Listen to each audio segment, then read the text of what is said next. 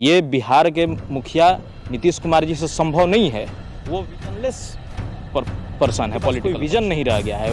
वो अब थके हुए लोग बिहार का कितना विकास करेंगे वो आप भी बेहतर समझ सकते हैं। तो जनविश्वास यात्रा को लेकर राजद के नेता और सूबे के पूर्व डिप्टी सीएम तेजस्वी यादव आज 5वें दिन दौरे पे हैं। आज उनकी गया, नालंदा और कई जगहों पर सभा होने वाली है। 2 दिनों पहले वो भोजपुर भी आए थे, जहां उन्होंने जगदीशपुर में जनविश्वास यात्रा के दौरान लोगों को संबोधित भी किया था।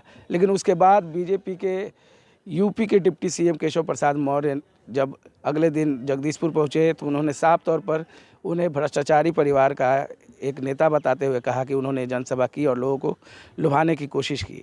अब हम बात करेंगे, हमारे साथ राजद के जिला प्रवक्ता आलोक कुमार हैं, उनसे बात करेंगे कि जनविश्वास यात्रा के दौरान तेजस्वी यादव किस तरीके से लोकसभा चुनाव में पॉलिटिकल माइलेज ले पाएंगे, क्या फ़ायदा मिल सकता है लोकसभा चुनाव में जनविश्वास यात्रा को लेकर बात करेंगे आलोक रंजन से। बताइए, क्या लगता है कि तेजस्वी यादव को जनविश्वास यात्रा को लेकर पॉलिटिकल माइलेज मिलेगा, लोकसभा चुनाव में फ़ायदा होगा आपके पार्टी? देखिए, ये कोई हमारा चुनावी एजेंडा और मुद्दा नहीं है। हम लोग जनता की अदालत में पिछले 17 महीने सकारात्मक राजनीति के बाद जिस तरीके से सकारात्मक राजनीति का पहल दिखाते हुए आदरणीय हमारे नेता तेजस्वी प्रसाद यादव जी ने बिहार का विकास किया, बिहार में जो रोज़गार का मॉडल जो अपनाया गया, ये पूरा देश देखा इस चीज़ को। और ये कोई पॉलिटिकल एजेंडा नहीं है कि हम लोग जनता के बीच में जा रहे हैं। हम लोग 17 महीने के सकारात्मक राजनीति के बाद जनता की अदालत में हैं और जनता का विश्वास अर्जित करने के लिए आए हुए हैं कि जनता ने जो विश्वास दिखाया था 2020 के चुनाव में। हमारे नेता कहा करते थे 2020 के चुनाव में, उन्होंने कहा था कि बेरोज़गारी सबसे बड़ा दुश्मन है और बेरोज़गारी को दूर करना है। उन्होंने 10 लाख युवाओं को रोज़गार देने का, नौकरी देने का उन्होंने वादा किया था। उस वादा पर वो खड़े उतरे।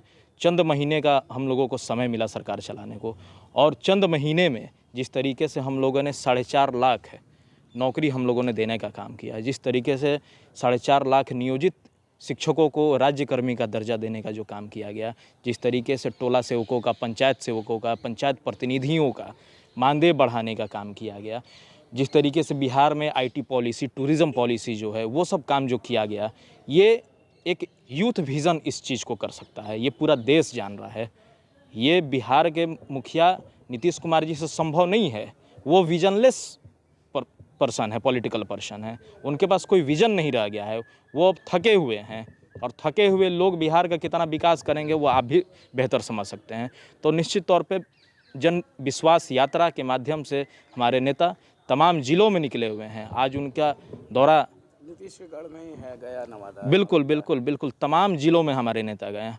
2 दिन पहले हमारे भोजपुर में भी आए हुए थे, और जिस तरीके से भोजपुर के जनता ने जो अपार जन समर्थन दिखाया उनको, यह निश्चित तौर पे ये आगाज़ है, ये लोकसभा चुनाव का आगाज़ है। और लोकसभा चुनाव इंडिया गठबंधन 40 का 40 सीट बिहार में हम लोग जीतने का काम करेंगे। जिस तरीके से भोजपुर की जनता 2 दिन पहले जगदीशपुर में उपस्थित होकर अपने नेता को धन्यवाद दिए, वो लोग धन्यवाद देने पहुँचे हुए थे। जिनके बच्चे आज शिक्षक हो गए, जिनके बच्चे आज सरकारी नौकरी में हो गए, वो परिजन भी पहुंचे हुए थे अपने नेता को धन्यवाद देने के लिए कि तेजस्वी जी आपने जो कहा वो आपने किया और आप ही करेंगे।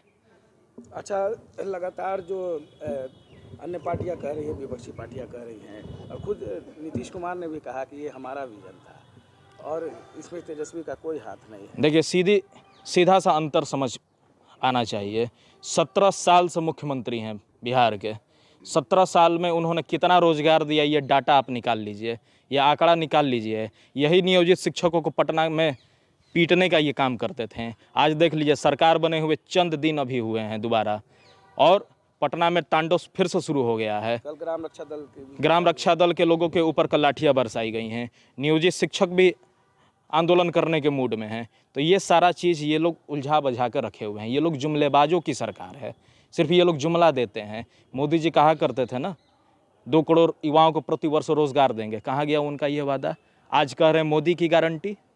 क्यों नहीं गारंटी लेते हैं इस चीज़ पे? क्यों नहीं उन्होंने रोजगार की गारंटी दी?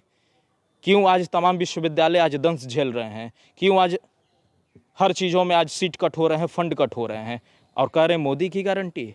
दरअसल ये मोदी की गारंटी नहीं, ये देश की बर्बादी की घंटी है और देश के नौजवानों के लिए ये बर्बादी की घंटी है, देश के किसानों के लिए ये बर्बादी की घंटी है। और निश्चित तौर पे जनता समझ रही है, बखूबी समझ रही है और इनको लोकसभा चुनाव में पटकनी देगी। अच्छा, तेजस्वी जी जन विश्वास यात्रा के दौरान लगातार बोल रहे हैं कि राजद जो है माई बाप की पार्टी है, लेकिन आनंद मोहन ने कहा है कि ये ससुराल की पार्टी है। आनंद मोहन जी क्या कहते हैं उस पर कोई टिप्पणी करने की आवश्यकता नहीं है। उन लोगों का कोई नीति सिद्धांत नहीं रह गया है। ये लोग कोई नीति सिद्धांत वाले व्यक्ति नहीं हैं। जिस तरीके से चेतन आनंद जी विधानसभा में किए, हमको ज़्यादा नहीं बोलना चाहते हैं उस पर, हमारे नेता हर बात रख चुके हैं उस पर। लेकिन हम बस इतना ही कहना चाहेंगे कि ये लोग कभी भी एक नीति और सिद्धांत का नहीं हो सकते हैं और ना कभी हुए हैं। अच्छा, शुक्रवार को यूपी के डिप्टी सीएम केशव प्रसाद मौर्य आए थे। उन्होंने कहा कि सीताराम का जाप करो और विरोधियों को साफ करो, और लगातार मतलब जो 80 सीटें यूपी की हैं और 40 सीटें बिहार की हैं, उस पर भी बोला उन्होंने कि एनडीए का ही कब्जा होगा। क्या लगता है आपके हिसाब से? ये लोग तो बुलडोजर राज वाले लोग हैं। ये लोग बुलडोजर राज वाले लोग हैं। इन लोगों के कथनी और करनी में बहुत अंतर है। ये लोग कहेंगे क्या और करेंगे क्या, कोई और छोर नहीं है इसका। जिस तरीके से यूपी में माफियागिरी जो बढ़ी हुई है, उस पर भी लगाम लगाने की ज़रूरत है। ये लोग किसी एक समुदाय को टारगेट करके वहाँ पर काम करते हैं।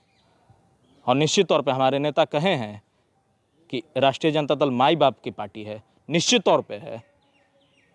अच्छा, एक बात और बताया जाए, आप आरा से ही बिलोंग करते हैं, भोजपुर जिला के आप प्रवक्ता हैं, राजद के जिला प्रवक्ता। क्या लगता है आरा लोकसभा सीट से इस बार यूपीए की तरफ से या आपके महागठबंधन की तरफ से किसको नॉमिनेट किया जाएगा, किसको जगह मिलेगी? ये हमारे शीर्ष नेतृत्व का फैसला होगा इस पे, और मैं इस पे कुछ विशेष ज़्यादा टिप्पणी नहीं करूँगा और सीधे इस पे शीर्ष नेतृत्व का नज़र है और वो लोग तय करेंगे कि किसको लड़ाया जाना बेहतर होगा। अच्छा, 3 दिनों पहले यहाँ ये आपको मुकेश सहनी भी आए थे। उन्होंने कहा कि जो निषाद के साथ रहेगा उसी की सरकार बनेगी, वही सरकार बना पाएगा, वही बिहार पे राज करेगा। क्या लगता है राजद मुकेश सहनी से भी जुड़ सकती है क्या? देखिए, ये तो शीर्ष नेतृत्व का फैसला होना चाहिए, लेकिन मुकेश सहनी जी के साथ जो एनडीए के गठबंधन में हुआ वो काफ़ी गलत था। जिस तरीके से उनके पार्टी को तोड़ने की कोशिश की गई और तोड़ा भी गया, तो ये सब लोकतंत्र पे खतरा है। लोकतंत्र में सबको आज़ादी होती है ना। आप खरीद फरोख्त की राजनीति करते हैं, ये लोग कहाँ नहीं करते हैं। झारखंड में भी लगे हुए थे, झारखंड में भी लगे हुए थे। हमारे भी 3 विधायकों को तोड़ा इन लोगों ने। तो ये लोग तोड़ मड़ोड़ की राजनीति करते हैं, खरीद फरोख्त की राजनीति करते हैं और सबको पता है कि इनके पास पैसा कहाँ से आता है। अंबानी अडानी वाली सरकार है इनकी, निश्चित तौर पे। अच्छा, एक और बात, यहाँ केंद्रीय मंत्री यहीं के सांसद हैं आर.के. सिंह। उन्होंने कुछ दिनों पहले बयान दिया है कि जब जब राजद की सरकार बिहार में बनती है क्राइम बढ़ जाता है। हाल के दिनों में देखें तो क्राइम में काफ़ी ग्रोथ हुआ है। कल भी पटना में 2 लोगों की हत्या हुई, आरा में भी हुई, अन्य जगहों पर भी हुई। तो क्या लगता है कि ये बात सही है? मैं तो बस यही कहूँगा कि इनको एनसीआरबी की रिपोर्ट पढ़ने की आवश्यकता है। इनको अपने कार्यकाल में एनसीआरबी की रिपोर्ट पढ़ने की आवश्यकता है कि किस तरीके से अभी हाल ही दिनों में ना अभी सरकार बनी हुई है एनडीए की, और लूट, हत्या, बलात्कार चरम पे बढ़ गया और कोई जवाबदेही नहीं है सरकार की।